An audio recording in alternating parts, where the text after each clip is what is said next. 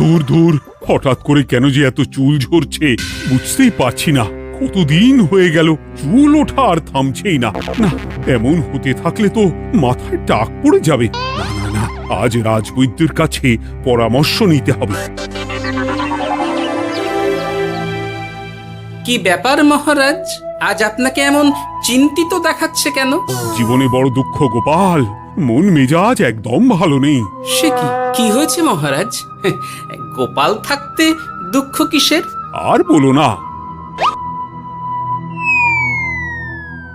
মাথার চুলগুলো আজকাল ঝড়ে পড়া পাতার মতো পটপট করে ঝরে যাচ্ছে। আমি তো জানি কেন এমন হচ্ছে, কিন্তু এখনই মুখ খুললে চলবে না। আর একটু বেশি বিপদ বাড়লে তখন মাঠে নামবো। তাই বলুন। এ তো খুব ছোট ব্যাপার। চুল ঝরলে টাক পড়বে, আর সেটা পড়া কত ভালো জানেন? কথায় আছে, যত বড় টাক তত বেশি টাকা। তুমি চুপ করো তো বাপু। যদি টাক থাকলেই টাকা হতো, তাহলে তোমার টাকা কোথায়? যেটা বোঝো না সেটা নিয়ে কথা বলো না। তাই না তাই, মহারাজের ঝরছে চুল, চিন্তার ভাঁজ মাথায়। গোপাল যতই চেষ্টা করুক, চিড়ে ভিজবে না কথায়। তোমরা সকলে থামো তো দেখি। ও রাজবৈদ্য, তুমি এর কিছু উপায় বলো। আগে মহারাজ, অনেক সময় দেহে ওই লৌহের পরিমাণ কমে গেলে এমন চুল ঝরে। আপনি বরং পালং শাক, ওই কিশমিশ, কলা ও আরো কিছু ফল আমি বলে দিচ্ছি, সেগুলো বেশি করে খান। আচ্ছা আচ্ছা আচ্ছা, তবে তাই করে দেখি।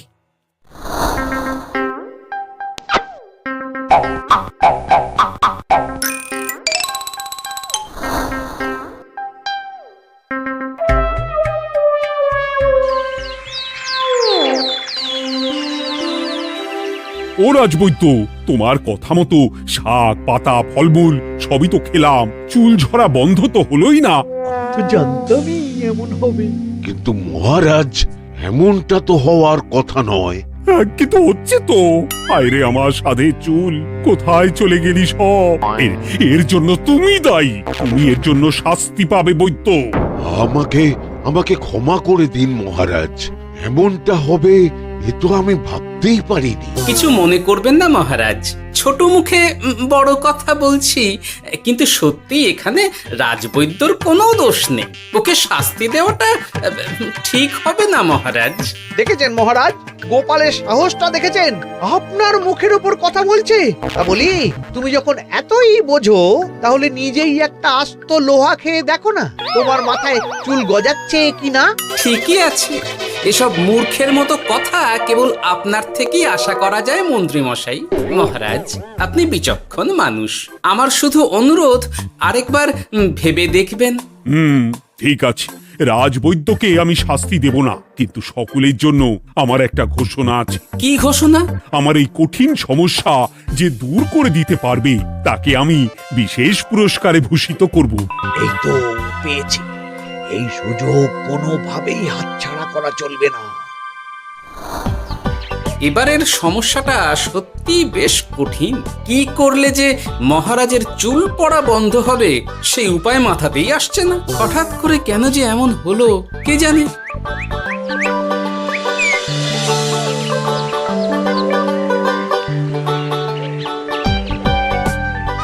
ও মা, তুমি এসে গেছো? একটু বসো, আমি তেলটা মেখেই হাত ধুয়ে খাবারটা বাড়ছি। হ্যাঁ, সে ঠিক আছে, কিন্তু তুমি কিসের তেল মাখছো এটা? কি আবার মাথার চুলের তেল? এখানেও চুল, ওদিকে মহারাজেরও চুল ঝরে পড়া নিয়ে আমরা সবাই হিমশিম খাচ্ছি গিন্নি। আরে, মহারাজের অত সুন্দর কালো চুলগুলো ঝরে যাচ্ছে, এ তো ভারী দুঃখের কথা। সে আর বলতে। ওই জন্যই তো আমি বাবা মাথায় এই জড়িবুটি তেল মাখি।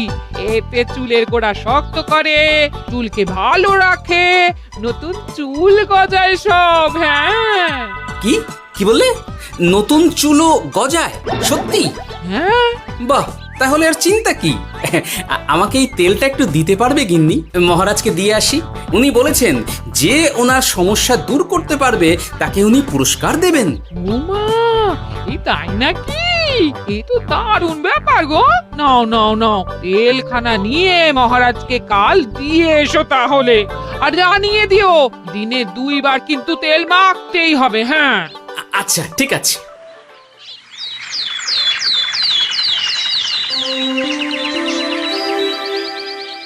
কোনো উপায় খুঁজে পেলে তোমরা? আগে মহারাজ, আমি আপনার জন্য নকল চুল বানিয়ে এনেছি। যতদিন আপনার চুল পড়া বন্ধ না হচ্ছে ততদিন আপনি এটা পরে ব্যবহার করতে পারেন। সে তো বুঝলাম, কিন্তু নকল চুল তো আর আসল চুলে জায়গা নিতে পারবে না বিজ্ঞানী। আসল চুলের কথা ভেবে আমি আপনার জন্য কেশুত্তে পাতা এনেছি মহারাজ। আচ্ছা বেশ। তা গোপাল, খুব তো আগের দিন বকবক করছিলে, তুমি কি এনেছো শুনি? সেটা যথাসময়ে দেখতে পেয়ে যাবেন মন্ত্রী মশাই। এটা জড়িবুটি তেল মহারাজ। আমি এটা আপনার জন্য এনেছি। এতে নতুন চুল গজায় আর চুলের স্বাস্থ্যও ভালো হয়। আমার গিন্নিও ব্যবহার করে এটি, তবে দিনে 2 বার করে মাখতে হবে, তাহলেই ভালো ফল পাবেন মহারাজ। বাবা, তাহলে তুমি কেন মাখো না? আচ্ছা, আপনার সমস্যাটা ঠিক কোথায় বলুন তো মন্ত্রী মশাই? মহারাজের জন্য কিছু আনলেও কথা শোনান, না আনলেও কথা শোনান। সত্যি তো মন্ত্রী, কেন তুমি সব সময় গোপালের পিছনে পড়ে থাকো বলো তো? এরা তো তাও সবাই কিছু না কিছু আমার কথা চিন্তা করে এনেছে, তুমি তো সেটাও করনি। না, আসলে মহারাজ, আমিও ভাবছিলাম আপনার কথা, কিন্তু থাক, বুঝেছি। আহ, দারুণ। তেলের গন্ধটাও খুব সুন্দর। গোপাল, তোমায় অনেক ধন্যবাদ। আশা করছি ব্যবহার করলে খুব ভালো ফল দেবে। একদম দেবেই মহারাজ। দূর বাবা, ভেবেছিলাম এক, হলো আর এক। কোথা দিয়ে যে গোপালটা মাঝখান দিয়ে এসে নাক গলিয়ে ঢুকে পড়ে, খুব শক্ত পুরস্কার নেওয়ার। দেখাচ্ছি মজা।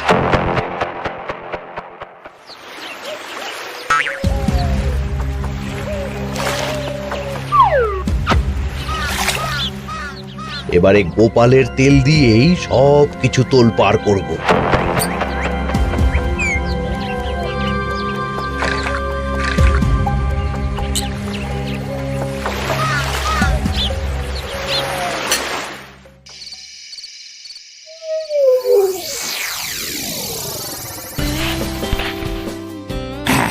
ব্যাস, হয়ে গেল 2 বার মাখা। গোপাল বলেছিল এতেই ভালো ফল পাব, কিন্তু এখন মাখার পর মাথাটা কেমন জ্বালা জ্বালা করছে মনে হচ্ছে। হয়তো নতুন চুল গজাবে বলে এমন হচ্ছে। কাল সকালে বোঝা যাবে। এতক্ষণে বোধহয় ছোট ছোট চুল গজিয়েই গেছে। কি এটা চুল গজানোর তেল ছিল নাকি পড়ে যাওয়ার? হে ভগবান, যেটুকু বাকি ছিল সেটাও ঝরে পড়ে টাক পড়েই গেল। হ্যাঁ, গোপালই হলো যত নষ্টের গোড়া। আজ আসুক সভায়।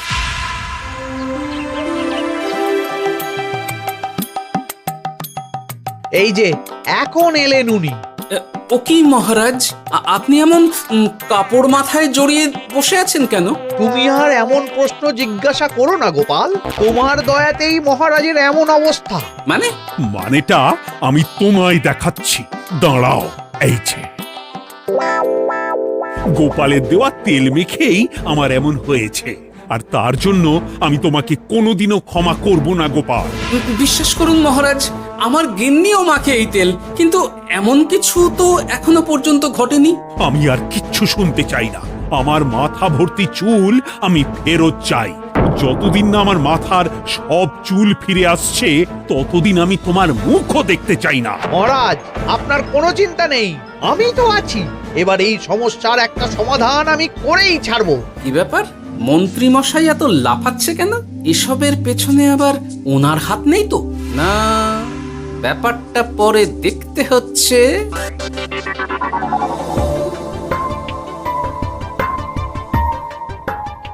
আমি বলি কি মহারাজ, এই সময়টা বরং আপনি নকল চুলটা মানে পরচুলা ব্যবহার করুন। হ্যাঁ, অগত্যা কিছু তো একটা গন্ডগোল আছেই।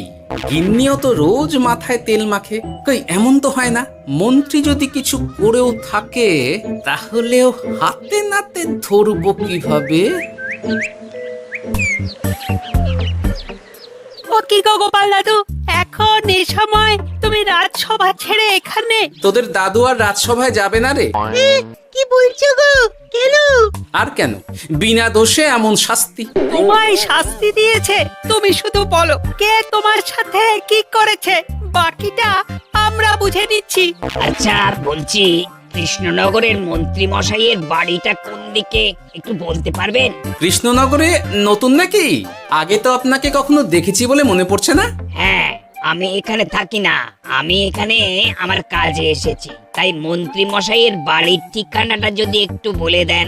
নিশ্চয়ই, এ পথ দিয়ে সোজা চলে যান, তারপর কিছুটা ডান দিকে গেলেই পেয়ে যাবেন। আচ্ছা, অনেক ধন্যবাদ। ভিন গাঁয়ের লোক মন্ত্রী মশাইয়ের বাড়িতে, ব্যাপারটা বেশ সন্দেহজনক লাগছে। এই এই গুলটে ন্যাপলা, তোরা তোরা দুজন একটু আড়াল থেকে দেখতো লোকটা মন্ত্রী মশাইয়ের বাড়িতে ঠিক কি জন্য এসেছে, তারপর আমায় খবর দিস। ঠিক আছে গোপাল দাদু। তোমার আবার এখানে আসার কি দরকার ছিল? আমি তো বলেছি যে আমি ঠিক গিয়ে তোমার পাওনা গন্ডা মিটিয়ে দেবো। মিটিয়ে দেবেন? কতদিন হয়ে গেছে জানেন? দেখো, হয় আমার কীটনাশক আর সার সব ফিরিয়ে দিন, নয়তো আমার জিনিসের দাম মিটিয়ে দিন। কীটনাশক, সার আর কি করে ফেরত দেবো বলো? ও তো সব পুকুরের জলে মিশে গেছে। ওসব আমি জানি না, আমার পাওনা গন্ডা মিটিয়ে দিন, ব্যাস। চল চল, এখনই তাহলে গোপাল দাদুকে গিয়ে সব জানাই। চল চল। দাদু, ও গোপাল দাদু। তোরা এসে গেছিস? আয় আয় আয় আয় আয়। মন্ত্রী মশাইয়ের মুখ থেকে অনেক খবর পেলাম। তাই নাকি? কি শুনি? মন্ত্রী মশাই ওই লোকটার কাছ থেকে অনেক কীটনাশক সার নিয়েছে, কিন্তু এখনো জিনিসের দাম মেটায়নি। হ্যাঁ, ওই জন্যই তো মন্ত্রী মশাইয়ের উপর লোকটা খুব লেগেছিল, হুমকিও দিয়েছে 1 সপ্তাহের মধ্যে জিনিসের দাম সব মিটিয়ে দিতে হবে। তাই নাকি? কিন্তু কীটনাশক সার নিয়ে মন্ত্রী মশাই কি করবে? সেটা তো বলতে পারবো না দাদু। তবে হ্যাঁ, মন্ত্রী মশাই ওই লোকটাকে বলছিল যে ওই সব কীটনাশক সার পুকুরের জলে মিশে গেছে। কি বললি? পুকুরের জলে? আচ্ছা, এবার দুয়ে দুয়ে 4 করা গেল। অনেক ধন্যবাদ রে তোদের। বল বল, তোরা কি খাবি? কিচ্ছু লাগবে না গোপাল দাদু, তবে ভোলা বয়ের আর মিষ্টি খাওয়ালে। আচ্ছা আচ্ছা। কি করে যে মহারাজকে আসল ব্যাপারটা বোঝাই, কিছু তো একটা উপায় বের করতেই হবে। তা বলি বাবা, রাজসভায় যেতে হবে না বলে কি সারাদিন এইভাবেই শয়নে শয়নে দিন কাটাবেন বাবা? হ্যাঁ, উপায় পেয়ে গেছি। বুঝলে গিন্নি, আমাকে একটা জায়গায় যেতে হবে, বুঝলে? তারপর ওখানে যদি কাজ হয় তাহলে আগামীকাল রাজসভায় আমি যাব। কিন্তু তুমি যে বলেছিলে তোমার এখন ছুটি। হ্যাঁ, কি আর করি বলো, গুরুত্বপূর্ণ একটা কাজ, তাই যেতেই হবে। আচ্ছা যাও। ওই গো বিজ্ঞানী। আরে গোপাল যে, বলো। এই যে বিজ্ঞানী, একটা বিশেষ দরকারে তোমার কাছে এলাম, বুঝলে? হ্যাঁ, বলোই না। আচ্ছা, এই দূষিত জলকে কিভাবে আবার পরিশুদ্ধ করে বলতে পারবে? কেন পারবো না? জলের মধ্যে একটু চুন আর ফটকিরি দিয়ে দিলেই জল আবার দূষণমুক্ত হয়ে যাবে।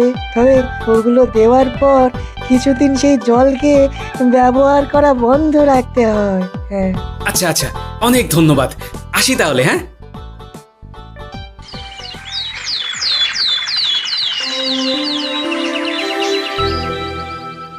ছায়া পড়েছে, ছায়া পড়েছে। আমি বেশ বুঝতে পারছি তার ছায়া পড়েছে এখানে। কার ছায়া পড়েছে? আজকাল তোর মাথা থেকে অনেক চুল ঝরে পড়ছে, তাই না? আগে হ্যাঁ সাধু বাবা, আপনি একদম ঠিক কথা বলেছেন। ও বাবা, এই আবার কোথা থেকে উদয় হলো? আরে আমি একা গিয়ে সেই স্নানের পুকুর পরিদর্শন করতে চাই। যথা আজ্ঞা বাবা।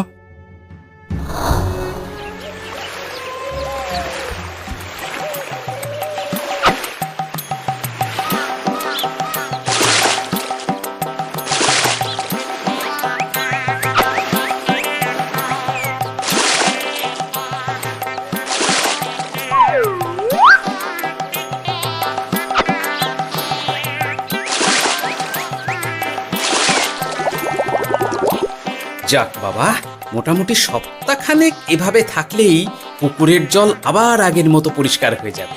এবার শুধু মহারাজকে একটু বুঝিয়ে বললেই হয়ে যাবে।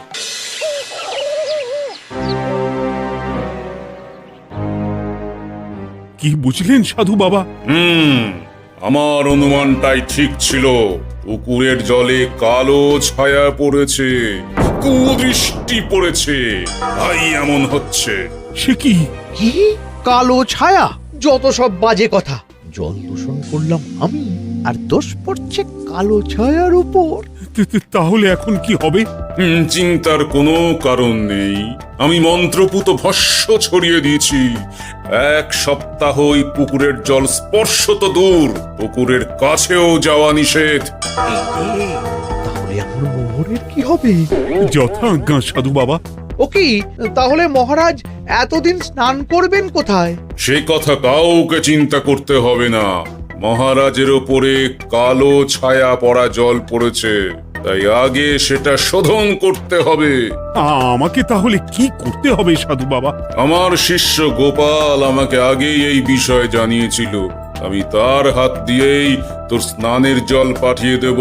তাই আগামী 1 সপ্তাহ সেই জল দিয়েই তোকে স্নান করতে হবে। কি গোপাল? দেখছো তো মন্ত্রী, গোপাল আমাকে কত ভালোবাসে। আমি ওকে কত কথা শোনালাম, কিন্তু না না না না, কাল থেকেই আমি আবার গোপালকে রাজসভায় ডেকে আনবো। আমি আসছি, আমার কাজ হয়ে গেছে। আর হ্যাঁ, তোর স্নানের পুকুরের চারিদিকে প্রহরীর বন্দোবস্ত কর। কাক পক্ষীও যেন ওখানে প্রবেশ করতে না পারে। আচ্ছা বাবা, আচ্ছা।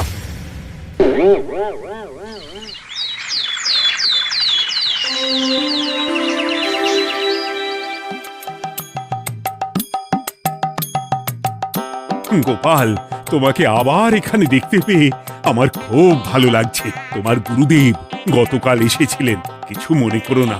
না বুঝেই তোমাকে অনেক কথা শুনিয়েছি। না মহারাজ, আমি জানি আপনি আমাকে খুব ভালোবাসেন, তাই আমি কিছু মনে করিনি মহারাজ। এই নিন, আমি আপনার স্নানের জল এনেছি। হ্যাঁ হ্যাঁ, দাও দাও দাও।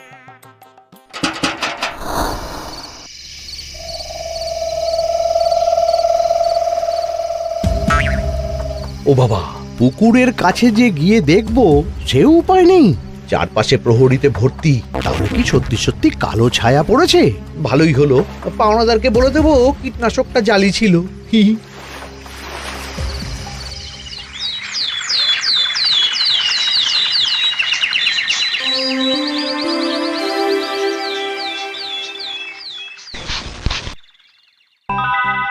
এই তো আমার সেই পুরনো কালো চুলগুলো আবার ফিরে এসেছে। আহা, কি যে আনন্দ হচ্ছে দেখে। আজ 1 সপ্তাহ সম্পূর্ণ হলো। গোপালের জন্য আমার স্নানের পুকুর থেকে কালো ছায়া দূর হয়েছে। আমাকে এই সমস্যা থেকে দূর করার জন্য আমি গোপালকে 100টি মোহর উপহার দিতে চাই। ধন্যবাদ মহারাজ। দূর, আমার আর ভালো লাগে না। সব সময় গোপালই মোহর পায়, এটা তো আমার পাওয়ার কথা ছিল। এদিকে আজকে পাওনাদারও আসবে।